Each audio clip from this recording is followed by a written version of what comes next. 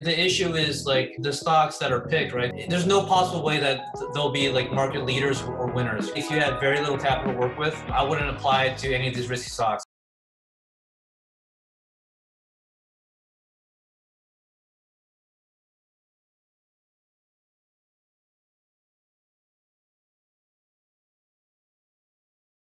So you saw What's the up, Alex? segment. I did. I saw the Yeah. segment. I think What's your opinion? like your general advice, like being austerity, being frugal, it's super valuable. And Yeah. it's really cool to see like, a person that's actually done it without having had, a lot of money given to them or make a Yeah. super Well, big no money given to me. yeah, no money given to you. The ending was a little bit funny because there Yeah. was some drama towards the end. Do you want to explain how it went on your end? Here's the thing, right? I don't think enough YouTubers they explain you have to live a bare bones lifestyle, right? Don't Yeah. get fancy crap, like even though, like my net worth peaked at whatever, it was like 4.8 million like last week, right? I mean, it's down a little bit now, but yeah, I mean, I still have my 2010 used Toyota Corolla. I live in a 556 square foot condo, I generally have like similar meals like every day. So, it's like it's like the unsexy part of being rich, right? If you're gonna be rich, you're gonna make a lot of small sacrifices along the way. I mean, I can buy a Lambo, I can buy any car, I can buy a Bugatti if I want to, but like it's a depreciating asset. So why should I get it? Because like I explained in the stream, it's more for me. It's more important to have like generational wealth. Like even if it doesn't travel through like whatever, like hundreds of years, like I can still direct the trust to donate to whatever causes I want, right? Like for example, right, I want to create like a trust for like the USAPL, like international team fund, right? Maybe give like whatever 1,000, 2,000, 3,000 bucks per person, so they can cover all their travel expense, right? But that's also kind of like an egoistic thing, right? Like I would name it after myself, like, oh, Alexander Can Grant or whatever, right? Hmm. But still, yeah, I mean, that's still something that can be given in perpetuity, right? Because the percentage of money that I would, that would be taken from the trust is like minuscule. Like the trust will keep growing in perpetuity. Yeah. But yeah, so my problem with YouTube is like, okay, so there's two sides to it, right? So one side is like, oh yeah, let's get rich really quickly and let's drive Lambos, whatever, right? And live expensive apartment, expensive car, whatever, right? And then the other side is like it's like I would say a lot of creators, right? They're trying to push certain stocks because they need views, right? So they're Yep. pushing so many stocks. There's no conceivable way that they would have a large enough exposure to make a difference, in the portfolio. So that's the thing that bothers me about YouTube. Like you have like a lot of young kids, right? And they're talking blah blah blah, and they don't have like technical backgrounds, right? I mean, I'm not so technical either, right? I invest like based on like just my general macro thinking, right? But like two really good channels I do like are Couple Cents, Justin O, it's a Korean guy, I'm assuming, and Tom Nash, right? So they actually have like hard finance backgrounds, right? And it's really valuable to listen to them, right? Because they're really knowledgeable about what they're talking about. But if you have like say, oh, look at Reddit or whatever. Oh, this stock is pumping. I think so and so. I think this industry is good. Like without providing like solid, without presenting facts in a financial with a solid financial background, I just think that that's an issue, right? And if you're talking about like five different stocks during the week, right? There's no possible way you have significant skin in the game where that allocation would make a difference in your portfolio. I mean, for me, like I have my allocation list is small, right? And it's Yeah. impactful, right? Because I'm picking winners. I'm Yeah. not picking 10 stocks and hoping like half of them will win. I mean, I'm gonna put significant money in, and hopefully it pans out. And like most of the time it has panned out. When I was way younger, like investments didn't pan out, but I was smart enough to get out of them with a minimal tax implication. That's also the other thing on the stream. Like I don't think finance YouTubers or what are market YouTubers, they're not really explaining the tax implications, right? So you sell something, right, and then you don't have cash on hand when come tax deadline. You're going to be liquidating other position that's growing as well. So I mean, that's just the issue. My thing is like if you're going to post on YouTube, right, you Mhm. should have accomplished like whatever you're trying to accomplish, right, and then you can explain your story. Don't explain your story as it's unraveling, right, because you can screw up, right. So if you got to your destination, then you can explain, oh, I got to my destination X way, right? And clearly, what I'm saying is common sense, but it's not common sense to everyone, right? You don't get all the expensive stuff, right? You know, maximize your cash flow, invest as much as you can. Don't invest in like, you know, AMC or GME, like a significant portion of your net worth. You know, things like that. It's very simple. You know, like I would never advise like a regular person to invest in AMC or GME. So I mean, yeah, it's just YouTube's very frustrating, and I try to, you know, I try not to watch too much of it, but you know, like, you know, the guys are good. Tom Nash, he's very good. You know, he does like DCF models and all that, and Justin O's very good. He's extremely knowledgeable. I mean, like you saw on the stream, right? I asked, hey, you guys know what MLP is? And none of them knew what it was, except Justin, and he knew because, you know, he has a background in finance. So I mean, yeah. Most people don't. Yeah, and also like, you know, I say, hey, you know, like you know, pre-IPO deal, right? And like he's the only one that did it. So that kind of shows like none of them are millionaires, and none of them. If we only let people that are millionaires, that know their shit, that are financial professionals, post what they think on YouTube, then YouTube probably would have higher quality information, but it would be a ghost town. Like I think a lot of people that you call out for being like not as knowledgeable, I agree, they're not as knowledgeable, and people shouldn't take what they say as like the gospel. But at the same time, I think a lot of people watch those people because they are on the journey, you know? So just because they don't have $1 million net worth or they don't have big positions in it doesn't mean that they have nothing to offer. You know, just like watching somebody with a similar level of intellect as myself process something or understand something could be helpful to me. Like to see somebody that isn't a millionaire and how they invest. Like, does that make sense, or do you disagree? Should you follow people that are millionaires?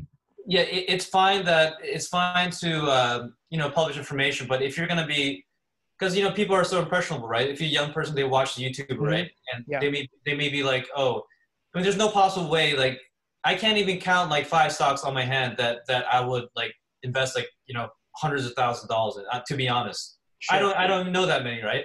Yeah. So how can you push like 10 different stocks, right? And if you that's true. That's a good point. They may buy and sell, and they may be ultimately losing money. I mean, I know they all say, "Oh, not financial advice, not financial advice," but like, I mean, it's for entertainment. It's for entertainment purposes only.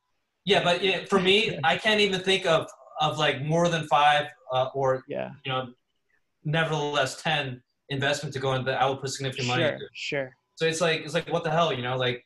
You know, like it's really hard to find a solid company. I mean, like Palantir. But don't you think that's on the responsibility of the viewer, not like the content creator? Because the viewer can, if they want to find Tom Nash and Justin O, they can find them. But if they choose to follow penny stock channels, that's you know where their mind's at. You know, they're in it for the quick money. So it's that's the problem, right? Like a young person should not go in with a mindset of quick money. It has to be, getting money is a slow grind. Getting to your first 100K, first million, it's hard as hell, right? So you should be, because like if you're trying to hop on one trade to another trade. You were saying, if you're a young kid just starting off, you shouldn't be after quick money.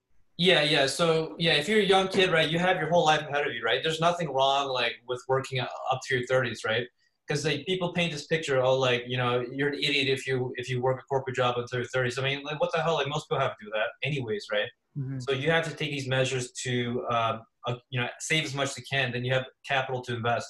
But what I'm saying is, like, these young people, right? They go over, you know, try to go for the fast money. And what's gonna happen is, like, let's say they're impressionable and they follow this YouTuber, like, you know, the gospel, you know, like we mentioned before. The likelihood if they hop on from one train to another for stocks, and ultimately, I mean, they'll lose, right? The winners hold, right? The losers sell. Right? I mean, that's just how it is, right? So if you're going to be so frenetic with your trading, and ultimately you're the likelihood that you'll gain money is low, right? So if you, like, so as a young person, you should hold, you know, solid companies for a long period of time. And again, a lot of them pop up, but again, I can't name very many that I would place significant money into. So, I mean, if you pick 10 stocks, only one of them is going to outperform the other 9. So, I mean, you should try to pick that singular stock. I mean, that's very similar to what Chamath Palihapitiya does, right? He's saying, oh, only one can be the winner, right? So if you have like all these e-commerce platforms, like only one can really be the outright winner, right? Yeah. You may have two go neck and neck, but like ultimately one's going to be the winner. So I mean, the issue is like also, I mean, like genomics is a crazy play, right? I mean, I don't know shit about genomics, but like we discussed before, like if you do due diligence through whatever ArcG picks, right, then you probably have an idea of what will do well. But I mean, you should definitely understand what you're investing in, right? Yeah. So I don't know if like Pac B is the clear like winner in their space, right? But I mean, it's performed well, so what the hell? Yeah. But it's not like you should invest in like 20 of them and just hope one of them hits. Just pick a solid leader in the space, as opposed to going here and there, like following YouTubers and, oh, this is good, that's good, the bingo's good, whatever, right? The CRISPR is good, whatever. But I think investing has to be taken in a slower, deliberate approach where you have significant skin in the game, right? Not like $1,000, whatever. If you sprinkle 1,000 across like 10 stocks, then obviously some of them are going to underperform. What if Tom Nash's net worth is only 100K, but he still gives valuable information? Well, yeah. So I suspect like his net worth isn't super high either. I mean, that's just my perception. Yeah. But yeah, I mean, I think his net worth is high-ish, and his information is solid though. But he has a solid financial background. You can tell how the way he speaks. Like these two, Justin O, a couple cents, and Tom Nash, like the way they speak, they're very sure of themselves. And yeah, I mean, if you look up any terminology that they use, it's all locked in and solid. So I mean, it's like. So it's not necessarily that you have to have high net worth. It's just either you have to have the background to know what you're talking about, or you've done the work to prove that at least what you're talking about. Yeah, but like they're also both of them are older. So I mean, I can kind of suspect that they have a higher net worth. I know Justin's a millionaire. Yeah. Tom also, he seems to invest like very responsibly. He doesn't get into any positions too early. Yeah. Just from what I've seen of him.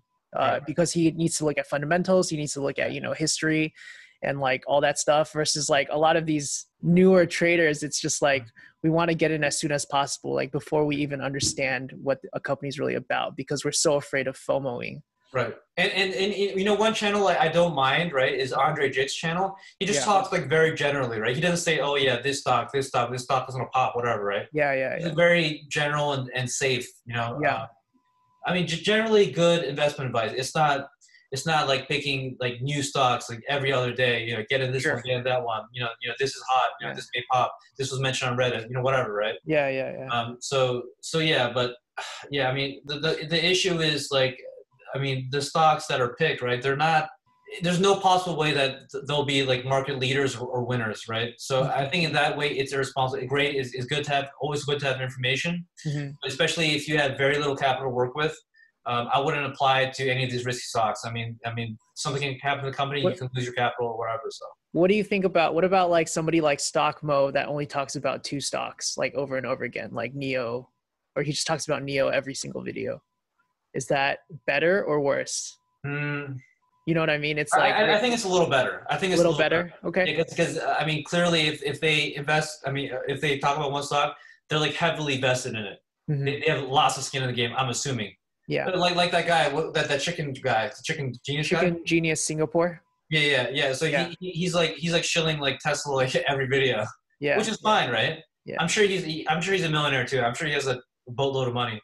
Yeah, he's like over 3 million or something. 3 million. Yeah. So I mean. Yeah, I don't know. Like, does he live austerely? I don't know. I don't follow these guys too much, so.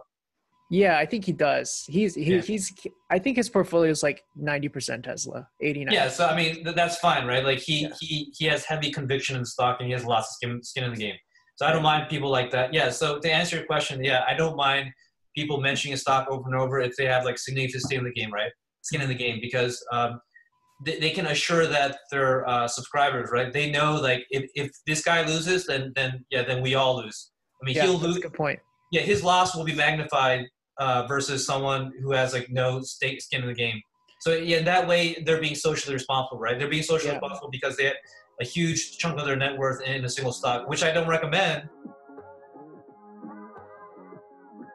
Yeah. Building wealth is having significant positions in market leaders. It's like, why would you want to diversify amongst 10 like average companies when there's only one company in the #1 position? Why the heck would you ever invest 2, 3, 4, 5, 6, 7, 8, 9, 10?